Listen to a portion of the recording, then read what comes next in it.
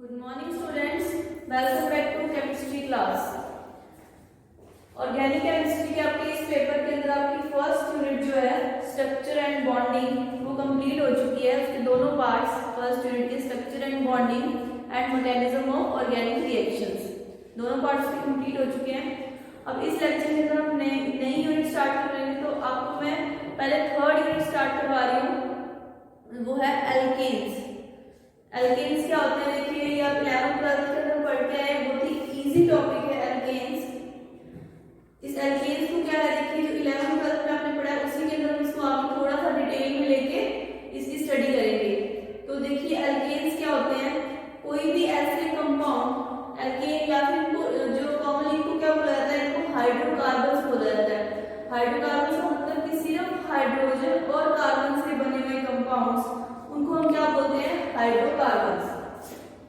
तो देखिए hydrocarbons, hydrogen और कार्बन से मिले जो कंपाउंड्स हैं उनको हम क्या लेंगे, हाइड्रोकार्बन्स। अब जो हाइड्रोकार्बन्स होते हैं देखिए वो दो तरह के होते हैं, कौन कौन से, एक तो सैचुरेटेड हाइड्रोकार्बन्स और एक अनसैचुरेटेड। सैचुरेटेड और अनसैचुरेटेड मतलब संतृप्त और असंतृप्त, ठीक है, संतृप्त हाइड्रोकार्बन और असंतृप्त हाइड्रोकार्बन। तो इस चैप्टर के अंदर देखिए हम सिर्फ सैचुरेटेड हाइड्रोकार्बन या फिर सिर्फ संतृप्त हाइड्रोकार्बन है उसके बारे में स्टडी करेंगे। तो जो संतृप्त हाइड्रोकार्बन होते हैं उनको हम क्या बोलते हैं, एल्केन्स बोलते हैं। और जो अनसैचुरेटेड हाइड्रोकार्बन है, जो असंतृप्त हाइड्रोकार्बन है, उनको बोलते हैं एल्कीन्स या फिर एल्काइंस, ठीक है।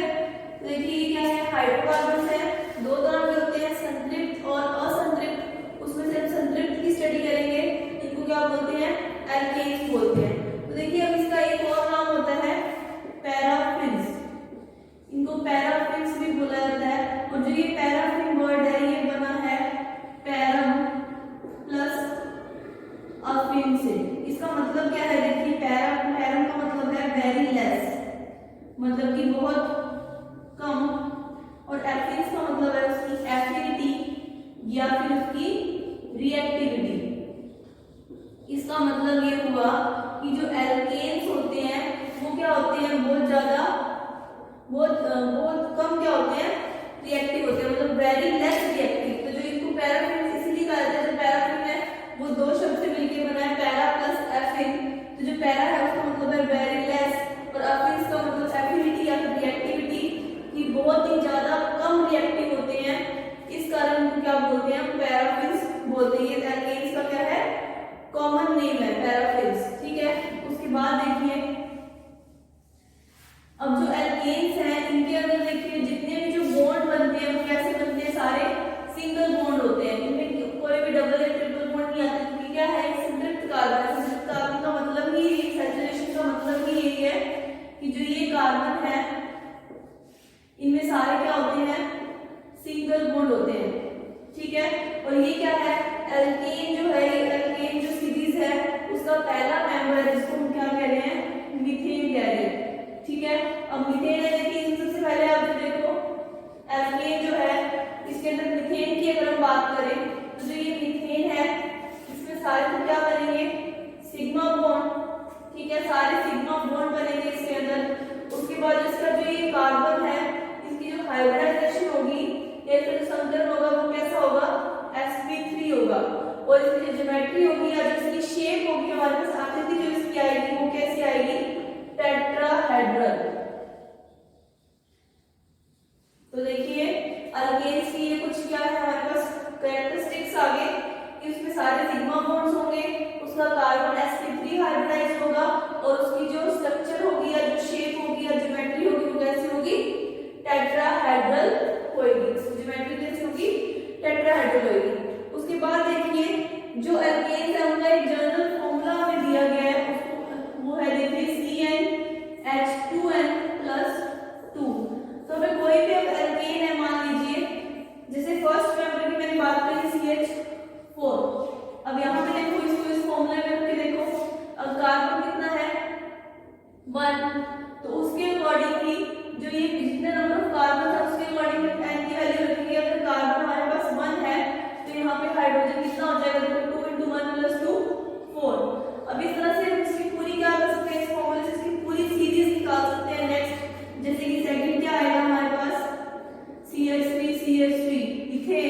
उसके बाद नेक्स्ट प्रोपेन, फिर ब्यूटेन, और उसके बाद ऐसे आगे सीरीज क्या होती है हमारे पास चलती रहेगी। अब ये तो देखिए एल्केन्स का क्या था, ये जनरल सा इंट्रोडक्शन किया। एल्केन्स क्या होते हैं, सैचुरेटेड हाइड्रोकार्बन्स, मतलब कि संतृप्त हाइड्रोकार्बन्स होते हैं जिनमें सिर्फ क्या होते हैं, सिंगल बॉन्ड होते हैं। अब हम क्या करेंगे, इसका नॉमेनक्लेचर स्टडी करेंगे। देखिए एल्केन्स का नॉमेनक्लेचर, तो पहले तो हम एल्केन्स की बात कर रहे हैं, तो एल्केन्स का जो नॉमेनक्लेचर देखेंगे वो देखेंगे सिर्फ अनब्रांच्ड एल्केन। एल्केन्स इसका ये जर्नल फॉर्मूला CnH2n+2, ठीक है। अब इसके नॉमेनक्लेचर की अगर हम बात करें तो नॉमेनक्लेचर के अंदर जो फर्स्ट देखिए हम बात करेंगे अनब्रांच्ड, मतलब कि जितने भी हमारे पास कार्बन होंगे वो किस तरह से जुड़े होंगे, एक लाइन के अंदर, सीधी लाइन के अंदर जितने भी जो कार्बन की चेन है वो एक सीधी लाइन में हमारे पास जुड़े होंगे, ठीक है। किसी भी तरह की मतलब ब्रांचिंग नहीं होगी। ब्रांचिंग का मतलब ये है कि जैसे एक लाइन इधर है तो इसके साथ आगे इसकी और ब्रांचेस निकल गए, तो सबसे पहले अनब्रांच्ड एल्केन, जिसकी तरह कोई ब्रांच नहीं है उसकी बात करेंगे। तो देखिए ये फॉर्मूला है हमारे पास, तो सबसे पहले क्या आएगा हमारे पास CH4, इसको बोलते हैं मीथेन।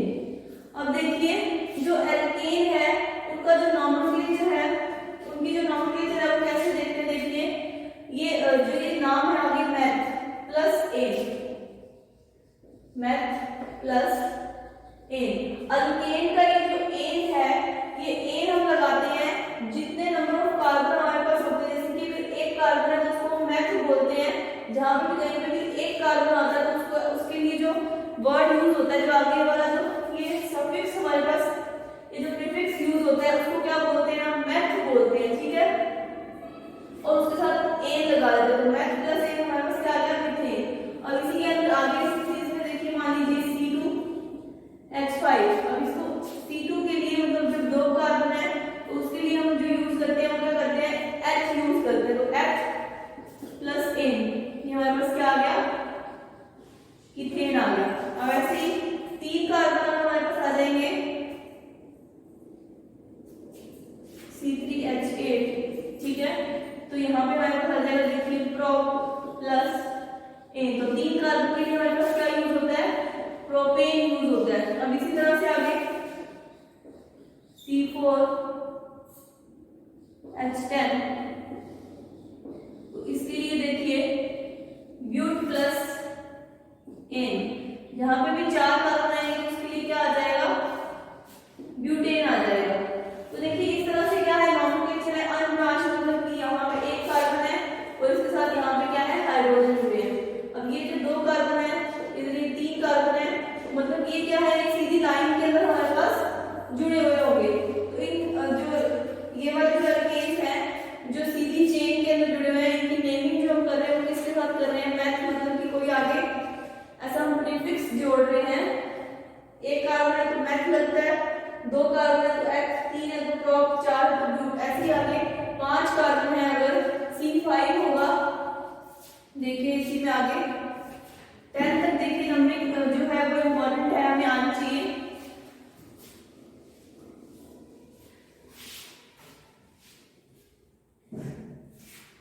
C5 होगा तो यहाँ पे हमारे पास आ जाएगा पेंटेन, फिर C6 होगा तो 6 के लिए लगता है हेक्सेन, C7 के लिए यहाँ पे हेप्टेन, C8 के लिए आएगा हमारे पास ऑक्टेन, C9 के लिए आएगा हमारे पास नोनेन, और 10 के लिए आएगा डेकेन, ठीक है।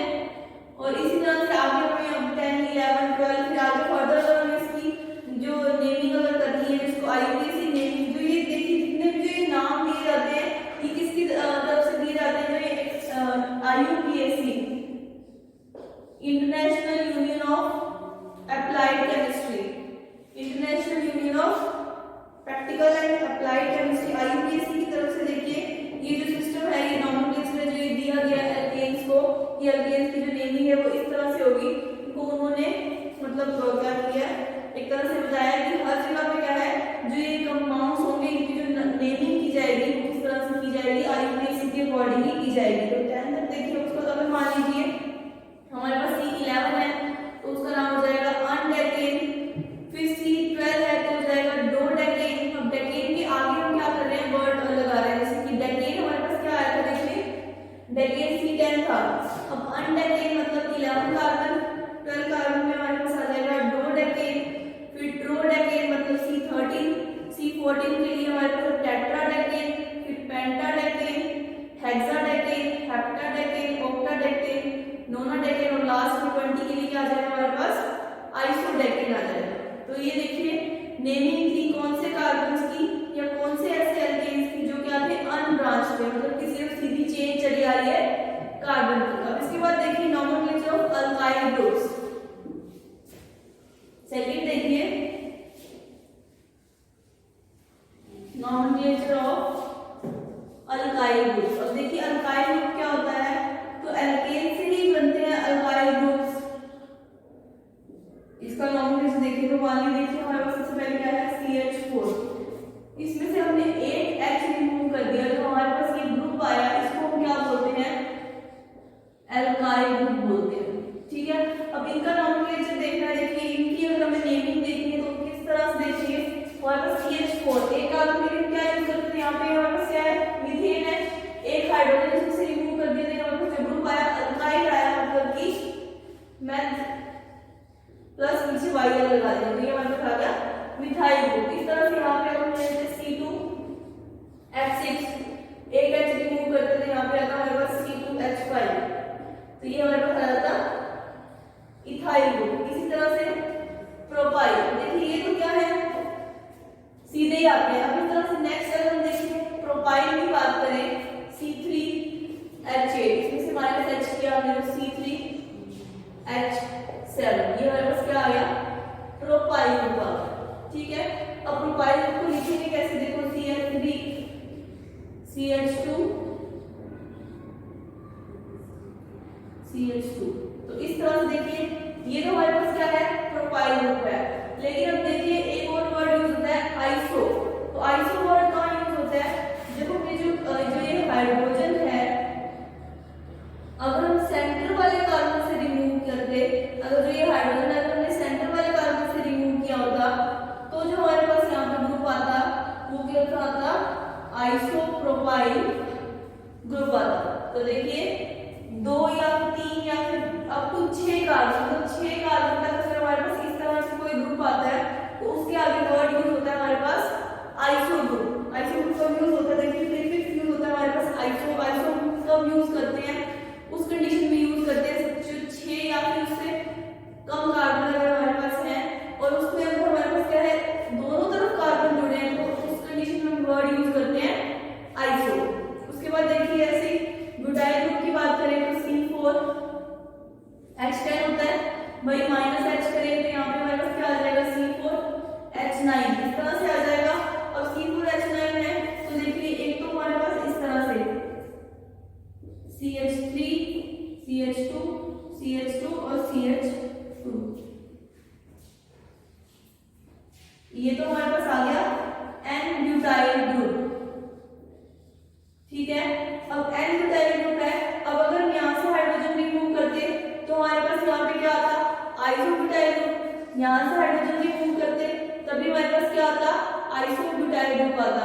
लेकिन यहाँ पे देखिए हमारे पास एक और कंडीशन है कि अगर हमारे पास जो ये ब्यूटाइल ग्रुप है वो इस तरह से ऐड होगा, इस तरह से, और इससे अगर हाइड्रोजन रिमूव करते तो देखिए इसको बोलते हैं हम टर्शियरी ब्यूटाइल ग्रुप। ये जब आगे हम कार्बन का क्लासिफिकेशन पढ़ेंगे कि 1 डिग्री 2 डिग्री 3 डिग्री उसके अकॉर्डिंग आपको ये समझ आ जाएगा तो क्या है ये टर्शियरी ब्यूटाइल ग्रुप है। ठीक है, तो देखिए यहाँ पे ये N ब्यूटाइल हो जाएगा, यहाँ से हाइड्रोजन रिमूव करेंगे तो ये सेकेंडरी। उसके बाद अगर इसके बाद यहाँ से देखिए अगर इस कार्बन से रिमूव हुआ होता तो उसको हम क्या बोलते हैं यहाँ पे आइसोब्यूटाइल ग्रुप बोलते हैं। ठीक है, और उसके बाद टर्शियरी ब्यूटाइल ग्रुप, तो ये कुछ नेमिंग थी या नोमेनक्लेचर। उसके बाद देखिए ब्यूटाइल पर एक पेंटाइल की, और देखिए पेंटाइल के अंदर क्या है एक नियो वर्ड यूज होता है, जैसे आइसो यूज हुआ वैसे ये नियो भी यूज होता है। नियो वर्ड देखो कब यूज होता है पेंटाइल के केस में C5H12, एक हाइड्रोजन रिमूव किया C5H11, ये हमारे पास क्या आ गया, पेंटाइल ग्रुप आ गया। अब पेंटाइल ग्रुप के अंदर देखिए हमारे पास कार्बन, अगर इसके हमारे पास चारों तरफ कार्बन है तो इसको बोलेंगे हम नियोपेंटाइल ग्रुप। और नियोपेंटाइल ग्रुप यूज होता है देखिए 5 या 5 से ज्यादा कार्बन अगर एक साथ है या 5 या 5 से ज्यादा एक साथ अल्काइल ग्रुप जुड़े हुए हैं तो वहां पे हमें क्या यूज होता है, देखिए पेंटाइल ग्रुप होता है। यहाँ पे देखिए अगर हम देखें इस तरह से तो ये हमारे पास क्या है, नियोहेक्साइल ग्रुप है, नियोहेक्साइल। अब यहाँ पे देखिए 6 कार्बन है तो इसलिए वहां 6 अल्काइल ग्रुप है तो हेक्साइल लग गया और साथ में आगे हमने क्या लगा दिया, नियो लगा दिया। ये जो नियो लगा है देखिए ये नियो किस लिए लगा है कि जो 4 या 5 जितने भी जो कार्बन है वो कार्बन अगर एक ही कार्बन के साथ जुड़े हुए हैं तो उस कंडीशन में जो वर्ड यूज होगा वो क्या होगा, नियो यूज होगा। ठीक है, अब देखिए ये तो थी बिल्कुल सिंपल सी नेमिंग या नॉमेनक्लेचर किसका, एल्केन्स का। अब हम देखेंगे कि जब ब्रांच हो जाएगी या फिर ब्रांचिंग हो जाएगी कार्बन के अंदर तो उस कंडीशन के अंदर जो नॉमेनक्लेचर है उसके लिए कुछ रूल्स दिए गए हैं, पर्टिकुलर रूल्स दिए गए हैं, उसी के अकॉर्डिंग हमें क्या करनी होगी, नेमिंग करनी होगी। तो देखिए सबसे पहले नॉमेनक्लेचर किसका, ब्रांच चेन अल्केन। अब देखिए ब्रांच की बात करें तो एक ही कार्बन है तो कोई ब्रांच नहीं होगी, 2 कार्बन है तब भी कोई ब्रांच नहीं होगी, 3 कार्बन है तब भी कोई ब्रांच नहीं होगी। ब्रांचिंग जो हमारे पास स्टार्ट होती है देखिए वो होती है 4th कार्बन से, जब हमारे पास क्या आता है, ब्यूटेन आता है। तो ब्यूटेन से देखिए, अब ब्यूटेन को एक तो हम ऐसे भी लिख सकते हैं, एक ब्यूटेन को हम इस तरह से भी लिख सकते हैं। ठीक है, 2 तरह से लिख सकते हैं। तो इस तरह से आगे हम फर्दर जो है कार्बन चेन के अंदर आगे जाएंगे, जैसे कार्बन की चेन का जो नंबर बढ़ेगा जैसे कि C5 C6 तो वहां पे हमारे पास क्या है देखिए बहुत सारे तरह के ब्रांच चेन अल्केन्स आएंगे और उनकी नंबरिंग करने के लिए कुछ स्पेशल सेट ऑफ रूल्स जो है वो सेट किए गए हैं। तो उन रूल्स के अकॉर्डिंग क्या है हमें नंबरिंग करके उस जो हमारे पास कंपाउंड है उसका हम क्या करेंगे, नाम देंगे। तो देखिए सबसे पहले जो फर्स्ट रूल है इसके अंदर नेमिंग का कि जो कार्बन है उसकी हमें क्या करना है, सबसे पहले सबसे बड़ी चेन। रूल नंबर 1 है selection of longest carbon chain. इसके अंदर हमें क्या करना है, सबसे पहले सबसे बड़ी कार्बन चेन को ढूंढना है। तो देखिए कार्बन अगर हमारे पास इस तरह से जुड़े हैं तो इसकी नंबरिंग हम इस तरह से करेंगे। देखिए हाइड्रोजन लिखने जो कि पहले आपको सिर्फ कांसेप्ट समझ में आना चाहिए कि जो कार्बन है उसकी नंबरिंग किस तरह से होगी। अब नंबरिंग हम इसकी इस तरह से करेंगे देखिए कि हमारे पास एक लाइन के अंदर क्या हो, सबसे लंबी कार्बन चेन आए। तो देखिए इसकी नंबरिंग होगी इस तरह से 1 2 3 4 5 6 7। अब देखिए इस तरह से हमारे पास कोई और मान लीजिए है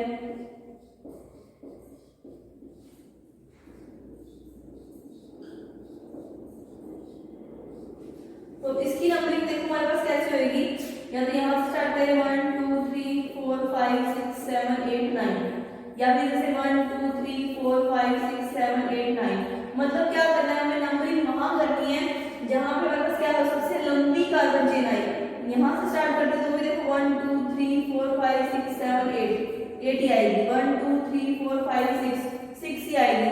यहाँ से करेंगे तो 1 2 3 4 5 6 7 8 9। तो यहाँ तो हम यहाँ से यहाँ नंबरिंग करें या फिर यहाँ से यहाँ नंबरिंग करें। तो देखिए जो फर्स्ट रूल है उसमें हमें क्या करना है, कार्बन चेन की सबसे जो लंबी कार्बन चेन जिस भी कंडीशन में आएगी तो उस कंडीशन के अंदर हमें लंबी कार्बन चेन ढूंढनी है। अब देखिए तो कार्बन चेन की बात की, सेकंड रूल देखिए इसी के अंदर देखो। अब देखिए अगर इसके साथ हमारे पास सब्स्टिट्यूएंट जुड़े हैं मतलब वही क्या है कि ये कार्बन चेन है मान लीजिए, ठीक है, यहाँ पे ऐसे और इस तरह से।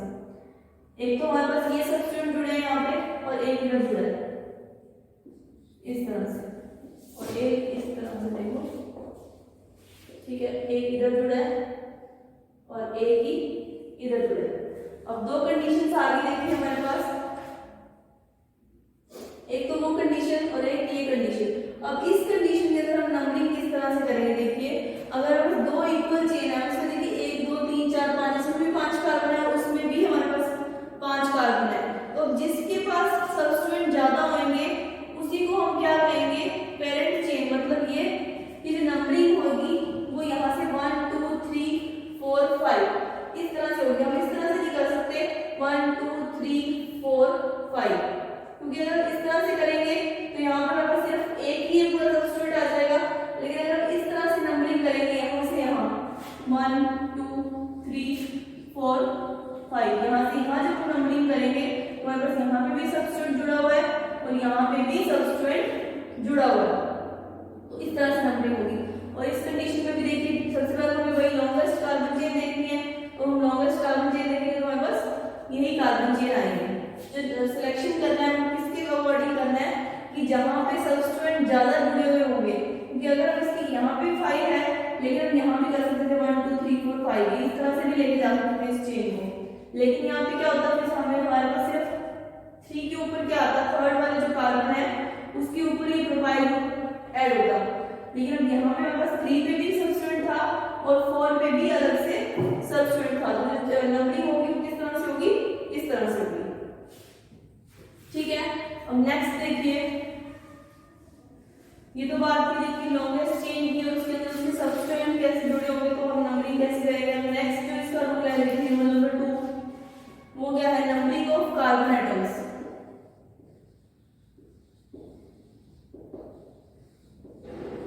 Numbering of carbon atoms in a chain. अब हम क्या है देखिए कार्बन एटम्स की नंबरिंग किस तरह से करेंगे, तो देखिए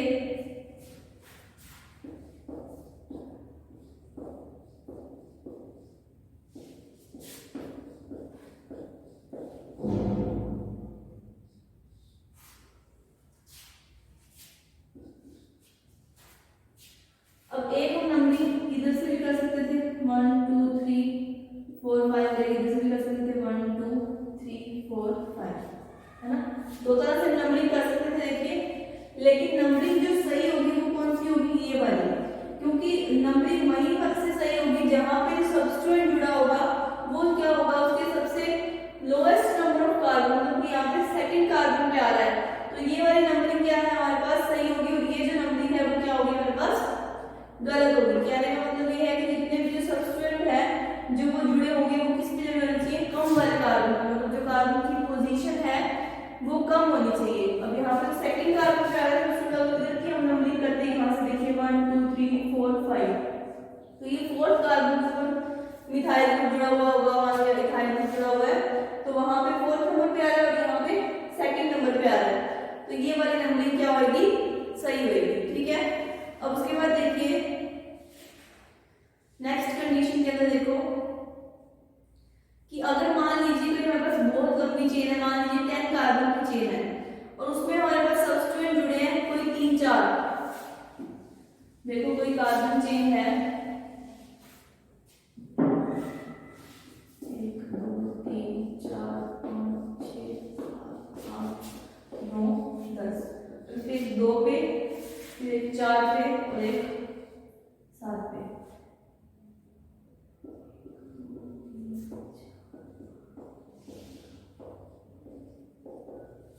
अब देखिए एक तो हम क्या कर सकते थे, इधर से नंबरिंग कर सकते थे कार्बन चेन की। अब यहाँ पे इसका 3 मिथाइल आ रहा है, 6 पे मिथाइल आ रहा है और 9 पे मिथाइल आ रहा है, लेकिन ये नंबरिंग क्या है, गलत है। अब यहाँ से देखो 1 2 3 4 5 6 7 8 9 और 10। अब यहाँ पे किस पे आ रहा है, 2 पे आ रहा है, 5 पे आ रहा है और 8 पे आ रहा है, तो जो ये वाली नंबरिंग है मतलब कि क्या है, जो सब्स्टिट्यूएंट है उनको क्या मिलना चाहिए, लोएस्ट नंबर मिलना चाहिए। नंबरिंग हम उस अकॉर्डिंग करके देखेंगे कि जहां पे तो उसके जुड़े हुए साथ में जो कार्बन है, जो मिथाइल ग्रुप्स है या अल्काइल ग्रुप्स, जो भी सब्स्टिट्यूएंट जुड़ा हुआ है उनको क्या मिलना चाहिए, सबसे लोएस्ट नंबरिंग करेंगे। अब उसके बाद देखो नेक्स्ट जो रूल है इसके अंदर देखो, अब देखिए जैसे 2 या 3 या फिर ज्यादा स्टूडेंट जुड़े हुए हैं, जैसे ये हमने एग्जांपल देखा था कि यहाँ पे जैसे कार्बन के साथ हमारे पास 2 या 3 सब्स्टिट्यूएंट जुड़े हुए हैं, यहाँ पे भी कार्बन कार्बन कार्बन इस तरह से है, मतलब क्या है यहाँ पे इसका तो मिथाइल ग्रुप होगा या इथाइल ग्रुप होगा, तो इसके लिए जो प्रीफिक्स यूज होता है आगे वो क्या होता है डाई ट्राई या टेट्रा। जैसे मान लीजिए इसको हम अगर कंपाउंड बनाए तो 1 2 3 4 5 CH3 CH CH और ये CH3। अब ये देखिए इसके यहाँ पे 2 पे भी जो कंपाउंड है, 3 पे भी और 5 पे, तीनों पे क्या है मिथाइल ग्रुप जुड़े हैं। तो अब हम इसका जो नाम या जो इसकी नंबरिंग जो नेम देंगे वो कैसे देंगे, देखिए 2 3 4 ट्राई मिथाइल। अब यहाँ पे क्या है मिथाइल 3 थे तो हमने मिथाइल का क्या लगा दिया प्रीफिक्स ट्राई लगा दिया। तो ऐसे 4 जुड़े होते तो हम क्या लगाते हैं सेम, जब कार्बन जुड़े जब सेम तरह के ग्रुप जुड़े होंगे तभी ये वर्ड यूज होगा। अगर यहाँ पे इथाइल और यहाँ पे हमारे पास मिथाइल ग्रुप होगा उस कंडीशन में नहीं होगा, सिर्फ अगर सेम सब्स्टिट्यूएंट जुड़े हैं तो उस कंडीशन में यहाँ पे 2 3 4 उनकी पोजीशन बता के 2 पे 3 पे और 4 पे पोजीशन बता दी, फिर ट्राई मिथाइल और हमारे पास ये जो चेन है कार्बन की वो कौन सी आई है 5 कार्बन है 2 3 4 ट्राई मिथाइल पेंटेन। तो ये इस तरह से क्या होगी देखो इसकी नेमिंग होगी। इस तरह से आगे बहुत सारे और एग्जांपल्स हैं तो उनकी जो नेमिंग है वो आपको करके देखनी है, बुक में आपको दे रखी है, देखिए एग्जांपल्स और उसकी नेमिंग आप खुद से करके देखोगे कॉपी के अंदर तो आपको क्लियर होगा कि जो नेमिंग है वो किस अकॉर्डिंग करनी है। इसके बाद नेक्स्ट देखिए classification of carbon atoms in alkanes. अब क्लासिफिकेशन देखना है कि जो कार्बन एटम्स हैं उनको कितने तरह के जो है उसमें डिवाइड किया गया। तो ये थी नॉमेनक्लेचर की बात। नॉमेनक्लेचर के अंदर देखिए वैसे तो अल्केन्स का जो नॉमेनक्लेचर है वो बहुत लंबा चौड़ा चलता है कि आपको मैं अलग अलग तरह के देखिए कंपाउंड्स दूं और उसकी आप क्या करके दिखाओ, उनको नेमिंग करके दिखाओ। लेकिन अब ये देखिए आपकी ऑनलाइन क्लास है तो इसकी जो आपको नेमिंग है वो खुद से करनी है। आपके पास इस तरह से देखिए अगर आपको पेंटेन लेना है या फिर हेक्सेन लेना है और उसके अलग अलग हमें क्या बनाने हैं आइसोमर्स बनाकर उसकी क्या करनी है नेमिंग करनी है खुद से। और नेमिंग आपने क्या है देखिए 11th 12th में भी सीखी है थोड़ी बहुत, तो कुछ मतलब मुझे लगता है कि थोड़ी बहुत नेमिंग आपको आती भी होगी क्योंकि अल्केन्स क्या है देखिए बहुत ही इजी सा टॉपिक है। अब नेक्स्ट देखिए classification of carbon atom.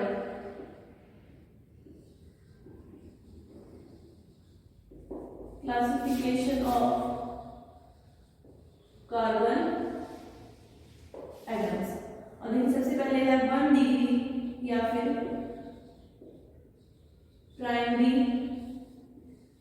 Carbon atom. 1 degree या फिर प्राइमरी कार्बन एटम के अंदर देखिए क्या है, जब कोई भी जो कार्बन एटम है वो एक और किसी कार्बन एटम के साथ जुड़ा हुआ है तो उस कंडीशन के अंदर जो कार्बन एटम होगा उसको हम क्या कहेंगे प्राइमरी या फिर 1 डिग्री। जैसे एग्जांपल देखो CH4 है या फिर इथाइल, मतलब एक कार्बन या फिर एक कार्बन के साथ दूसरा कार्बन। तो इस कंडीशन के अंदर तो क्या है देखिए ये प्राइमरी कार्बन एटम है। अब देखिए 2 डिग्री की बात करें, 2 डिग्री या फिर इसको बोलते हैं सेकेंडरी कार्बन एटम। इस कंडीशन के अंदर देखिए कार्बन के दोनों तरफ हमारे पास कार्बन जुड़े होंगे, दो कार्बन जो एक कार्बन है वो 2 कार्बन से जुड़ा हुआ होगा, तो जो इस वाला जो कार्बन है इसको हम क्या कहेंगे 2 डिग्री या फिर सेकेंडरी कार्बन एटम कहेंगे। टर्शरी के लिए देखिए टर्शरी कार्बन एटम या फिर 3 डिग्री। अब 3 डिग्री के अंदर अगर वो 3 तरफ से क्या है कार्बन से जुड़ा है तो उसको क्या कह देंगे 3 डिग्री कार्बन एटम। और फिर लास्ट में देखिए क्वार्टनरी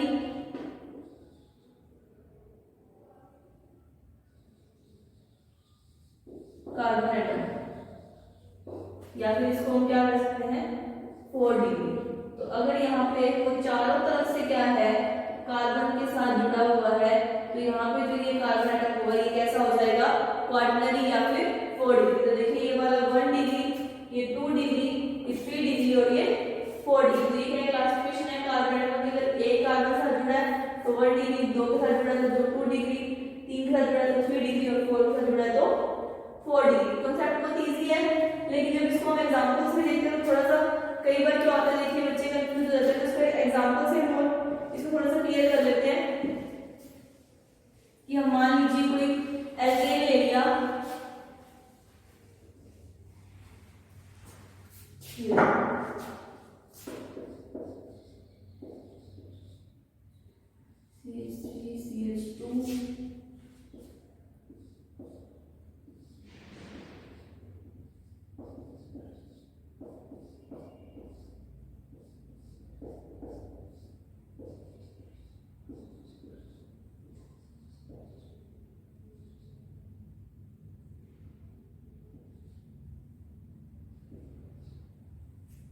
इस तरह, ठीक है। अब देखिए ये हमारे पास क्या है 1 डिग्री, फिर ये वाला भी क्या है हमारे पास 1 डिग्री क्योंकि एक ही कार्बन से जुड़ा है। अब ये वाला क्या है 2 डिग्री, इधर से भी जुड़ा है और इधर से भी जुड़ा है कार्बन से।